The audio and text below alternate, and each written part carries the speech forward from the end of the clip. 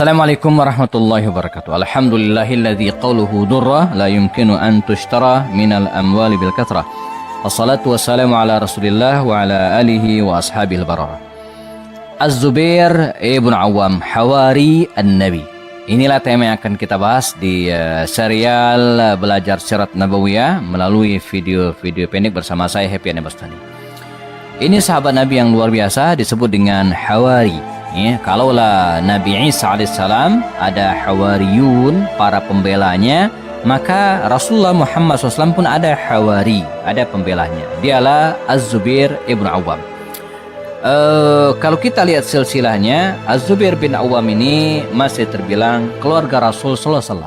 Sebab dia adalah Az-Zubair bin Awam bin Khuwailid bin Asad. Ya, saya ulangi, dia adalah Az-Zubair bin Awam, ya, bin Khuwailid bin Asad. Artinya dia dari kabilah Bani Asad. Nah, istri baginda Rasul adalah Khadijah binti Khuwailid. Nah, jadi ayahnya Az-Zubair yang bernama Awam ini merupakan saudara dari Khadijah. Jadi Khadijah binti Khuwailid, nah ayahnya ini Awam bin Khuwailid. Mereka berasal dari kabilah Bani Asad. Ini dari pihak ayah. Adapun dari pihak ibunya, ya, ibu dari Az-Zubair bin Awam ini adalah Safiyah binti Abdul Muttalib, bibi Rasulullah.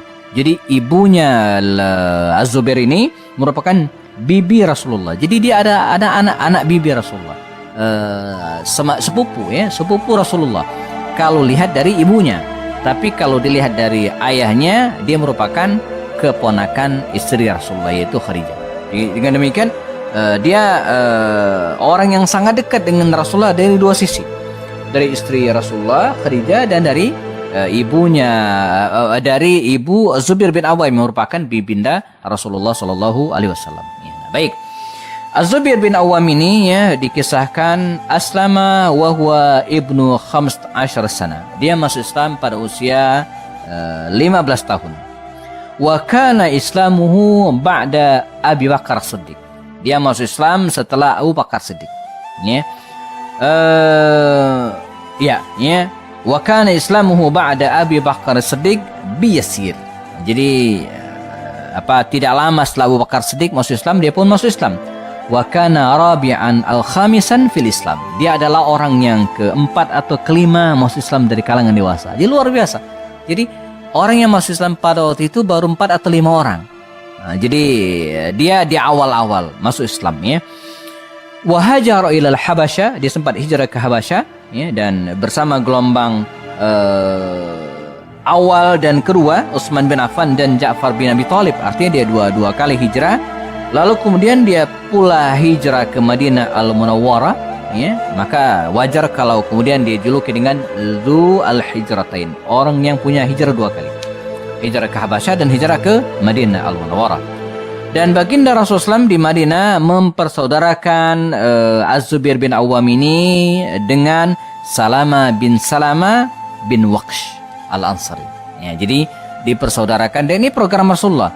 Jadi antara program Rasulullah, ya, adalah mempersaudarakan kaum muslimin yang ada di Madinah waktu itu, ya, baik sesama dengan Ansar ataupun Ansar Muhajirin, sehingga terjalin ikatan yang luar biasa di antara mereka, dan ini kekuatan yang sangat besar, ya, untuk membangun sebuah peradaban. Jadi sebuah peradaban tidak mungkin bisa dibangun, ya, tanpa dukungan dari kekuatan sosial, kekuatan ikatan masyarakat. Sejago apapun seorang pemimpin, gitu kan, tapi kalau tidak didukung oleh masyarakat, ya, oleh kekuatan sosial, gitu kan, maka dia sulit, lagi-lagi sulit, ya, kecuali dia punya balan tentara yang kuat, bisa memaksa rakyat. Tapi kalau tidak, ya, apalagi di negara kita yang masih mengandung sistem demokrasi, dukungan sosial itu sangat-sangat penting, gitu, ya, untuk didapatkan agar bisa mengaplikasikan ideologi kita dan kekuatan kita. Baik, berkiprah, ya, dalam serial peperangan di masa Nabi. Az-Zubair bin Awam ini tidak pernah absen, ya, dan mulai dari perang Uhud, kemudian dan yang lainnya, ya, bahkan dalam perang Uhud itu bersama Abu Bakar, dia sempat mengejar satu pasukan kecil kafir Quraisy. Terkenal sekali, ya. Dan dalam perang Khandaq dia juga ikut, bahkan sempat diutus oleh baginda Rasul ya, Az-Zubair bin Awam ini ya, untuk mengejar pasukan Bani Quraizah yang kemudian di dalamnya nanti ada Ali bin Abi Thalib. Dan dia juga ya, ketika baginda Rasul masuk ke kota Mekah di tahun ke-8 Hijrah di bulan Ramadan, di antara 5 sayap 5 bagian yang ditunjuk oleh Rasul untuk mengepung Makkah dari berbagai arah itu, di antara mereka adalah Az-Zubair bin Awam. Jadi Nabi membentuk satu pasukan, memerintahkan kepada Az-Zubair bin Awam untuk menjadi panglima dan masuk ke kota Makkah untuk menaklukkan kota tersebut. Ya. Akhirnya Makkah pun tunduk, takluk di bawah kekuasaan kaum muslimin. Sisanya ya, perang Hunain, kemudian perang Tabuk dan serial peperangan di masa Nabi dia tidak pernah ikut. Lagi-lagi saya ingin sampaikan, ini karakter para sahabat Nabi, mereka selalu hadir. Ya, mereka selalu ikut serta dalam peristiwa-peristiwa besar di masa baginda Rasul. Karenanya spirit bagi kita hari ini ya, jangan pernah luput dari peristiwa-peristiwa besar. Dan pastikan Anda jadi pemain. Jangan hanya jadi penonton, apalagi jadi pengamat. Ya, oke, baik. Ketika Nabi wafat dan pemerintahan berada dalam kendali atau dipimpin oleh Abu Bakar Siddiq, dan terjadilah beberapa peristiwa besar, di antara adalah perang Yarmuk ya, melawan pasukan Romawi di akhir pemerintahan Abu Bakar, dia ikut. Az-Zubair bin Awam ikut. Ketika Amr bin As ditugaskan oleh Umar bin Khattab, Amr bin As ditugaskan oleh Umar bin Khattab untuk membebaskan Mesir, membebaskan Mesir dari kekuasaan Romawi pada waktu itu, Az-Zubair bin Awam pun ikut serta. Nah, dia tidak ingin tertinggal walaupun usianya waktu itu bukanlah usia muda lagi, dan walaupun dia senior dari aspek Islam, dia ikut serta dan bersedia dipimpin oleh Amr bin As. Padahal Amr bin As kan waktu itu usia keislamannya jauh dibanding dengan Zubair bin Awam. Kalau Zubair bin Awam ini masuk Islam di awal-awal dakwah, orang ke-4 atau ke-5, Az-Zubair itu masuk Islam setelah perjanjian Hudaybiyah bersama dengan Khalid, jauh sekali. Jadi dari aspek keislaman, Az-Zubair bin Awam itu lebih senior. Tapi begitulah kelegowohan para sahabat. Jadi senioritas dalam hal ini tidak mutlak. Bahkan walaupun dia senior dibanding dengan yang lain, dia tetap bersedia di bawah pimpinan Amr bin As. Dan ini saya kira yang harus kita pelajari, tidak mesti usia, pendidikan ataupun hal lainnya membuat dia tidak bisa dipimpin. Bisa jadi dia hanya orang yang menjadi menjadi anggota, menjadi junud min junudillah, min jundillah, tentara Allah ya. Jadi nggak mesti jadi panglima, nggak mesti jadi pemimpin ya.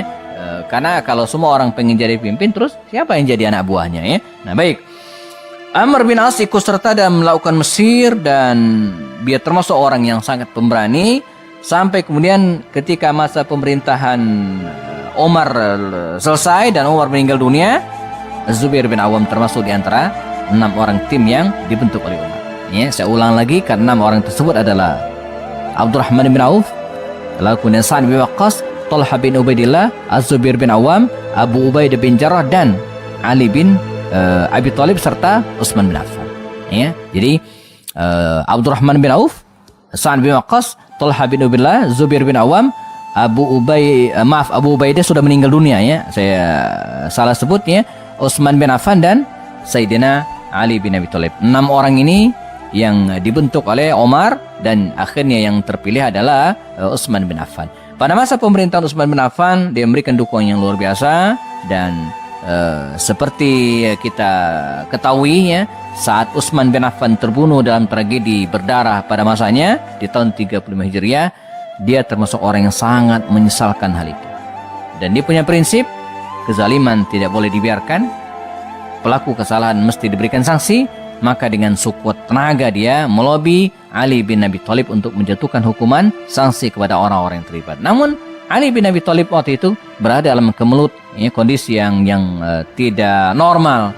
Di satu sisi dia harus mengganti pejabat-pejabat pemerintah yang dianggap bermasalah, dan di satu sisi dia juga dituntut mengadili pembunuh Utsman. Ini dilema yang luar biasa, dan itu terus bertambah sampai kemudian muncullah provokator ya dari berbagai dari luar dan terjadilah peristiwa waqa'atul Jamal di mana pihak Aisyah radhiyallahu anha bersama dengan beberapa sahabat di antara adalah Talha bin Ubaidillah dan Zubair bin Awam ini ya berangkat untuk menemui Ali bin Abi Thalib. Karena provokasi yang luar biasa, fitnah yang sudah sangat-sangat dahsyat, Ali bin Abi Thalib ya menyiapkan tentaranya dan ketemulah mereka tidak jauh dari Basra dan perang ini disebut dengan perang Jamal karena Aisyah menggunakan unta pada waktu itu. Tak bisa disebut murni perang, ya, tapi semacam ya kekisruhan lah.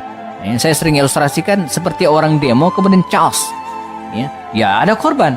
Nah di antara korban itu adalah Az-Zubair bin Awam radhiyallahu anhu. Dia meninggal dunia ya di tahun 36 Hijriah dalam usia sekitar 61 tahun ya, dan dia mewariskan ya harta yang berlimpah banyak dan juga keturunan gitu ya, keturunan yang banyak gitu kan. Dan Az-Zubair bin Awam ini juga ya belakangan dia memiliki anak yang juga terkenal, ada yang menjadi ulama, ada yang menjadi gubernur, dan ada bahkan yang menjadi khalifah, yaitu Abdullah bin Az-Zubair bin Awam, putranya sendiri. Nah dia menikah dengan Asma binti Abu Bakar Siddiq. Jadi Az-Zubair ini merupakan mantu dari Abu Bakar. Mantu dari Abu Bakar Siddiq. Dari pernikahan Az-Zubair dan Asma binti Abu Bakar ini lahirlah belakangan anak yang terkenal dengan Abdullah bin Az-Zubair bin Awam, laki-laki pertama yang lahir di Madinah pasca hijrahnya Rasulullah dan kaum muslimin ya.